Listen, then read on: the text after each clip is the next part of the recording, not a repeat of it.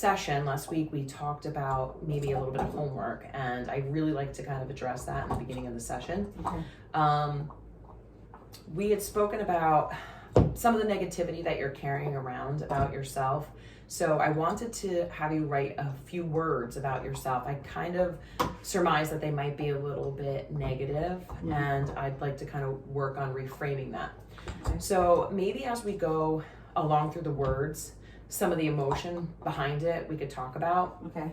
If there's anything that you would like to work on before that, feel free to let me know. Okay. So if you want to get started with the list, Sure. or is there anything else that you wanted to work on? No, that's perfect because I thought about what you said and I made a list of 4 words that I have been feeling since last time. Do you want each one or do you want them all? However you'd like to go. This is kind of, The 4 words I put were tired, sad, confused, and scared. I know, very negative. But I've had a lot of stuff going on, trying to remortgage my house after the divorce. It's been a very long process, very confusing process, and I've needed a lot of help along the way, and help has been kind of scarce and reluctant. So I have been very scared of what the future holds, especially with insurance too, because I've lost one part of my Medicare when I got divorced, and I only have one piece of it. I have a new insurance, but I don't know if it's going to cover all of my doctors because I have a lot of ailments, and so I'm just scared of the future. Yeah. so scared of the future. What do you picture your future looking like, or what would you want or imagine? Well, I hope to live another 5 years at least. We'll do a 5-year plan, right? At least another 5 years to be here for my kids and my grandkids. I hope to be able to securely remortgage my house and be able to afford it without really struggling and getting by. And I really hope that my health stays good, because I am just so stressed and I've been getting very nervous lately, and my legs have been hurting me a lot. So yeah, it's a lot. Yeah, it sounds like you have been carrying around a lot. With finances and your future, I know sometimes it seems like you're trying to control the uncontrollable, and that's where a lot of anxiety comes from. I don't know if there is a way that maybe you could calm some of that anxiety related to the future. Is there anything that you can think of that would be helpful?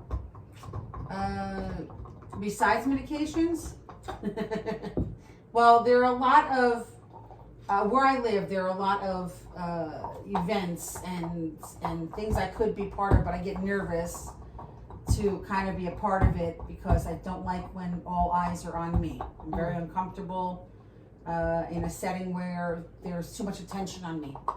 So I'm scared to do, like a pool swimming class or a yoga class where I live because I don't want anybody to kind of know my business. I'm very introverted like that. So I don't know how to even get myself out there to try to relieve some of the stress that I'm going through. I talk to my sister a lot, which is nice. Her and I are very close. But, she's going through her things too, so I feel like I don't want to lay it all on her. And I talk to my son a lot, but he's got a lot of things going on with his kids, and my 2 other daughters as well. They're very busy. So sometimes I don't know how to really release the stress and the sadness and the fear associated with my life right now and everything I have going on. You spoke of your sister, and she's going through a lot as well, and you're going through a lot as well. That could be a good source of support, do you think? And if you don't want to maybe give each other your problems, so to speak, or lay your problems on each other because it's just very heavy, do you think she would take a class with you that you could do together? You know, we've never talked about it, but I could offer it and see. I think she could use one too. She's got a lot of stuff going on with her kids and grandkids, and she has some physical ailments as well, so maybe that could benefit her. Maybe that's a good suggestion, yeah. I would almost challenge the both of you to find something that is comfortable to do, that you could do together as a support system, and while you're doing said activity, whatever it may be, it's up to you. Do you think that you could both potentially not think about your problems at those moments? It's maybe like a release. Do you think that's something you Well, a might lot be of able to times do? for us, we talk about a lot of our problems, Yeah. but I feel like now when I think about it, that we don't really solve any of the problems. We just kind of talk about them a lot. So maybe we could come up with more solutions as opposed to just talking about it and maybe doing something. She doesn't get out of the house that often either, so she's often babysitting like I am. Yeah. So maybe it would be nice to go do something. You know what I mean? It would be nice to go do something together. It's nice to have that support. Yeah. But again, I would almost challenge you both. I understand that you when you guys are together, you talk about your problems a lot, and it's a way of kind of a way of releasing that tension. But again, I would almost challenge you not to speak of the problems while you're doing whatever activity you decide to do, because you might be able to enjoy it a little bit more. Okay. And it'll be a release from the anxiety and the worry and all the things that you're carrying around. You've touched upon something which is sadness, which is different from the fear. Yeah. Would you be willing to talk about that sadness with me? Sure. It's. I think we touched upon it last time with regards to the divorce and how I feel like my kids see me as the reason why it happened.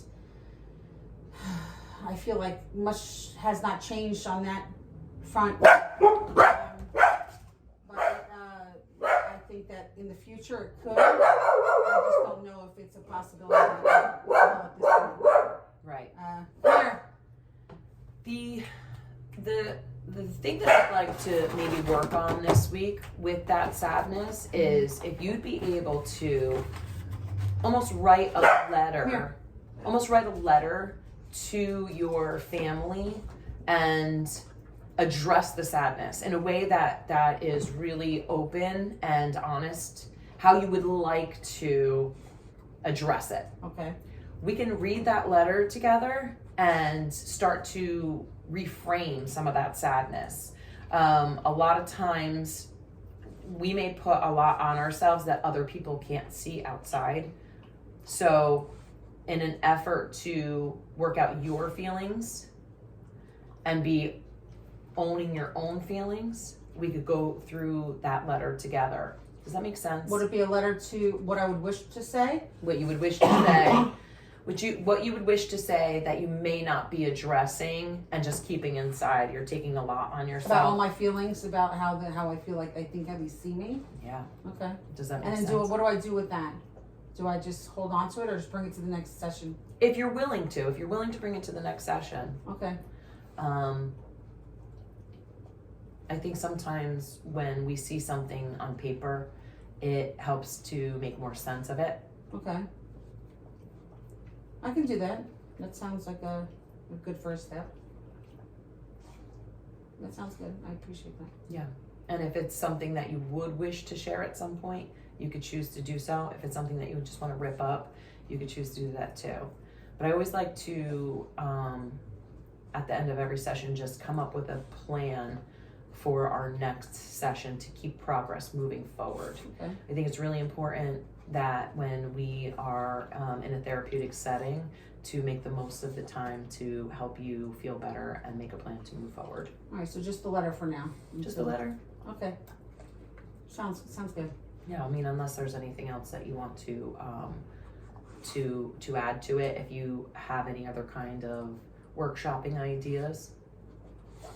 Well, I like what you said about talking to my sister about doing something together. I think that could be helpful.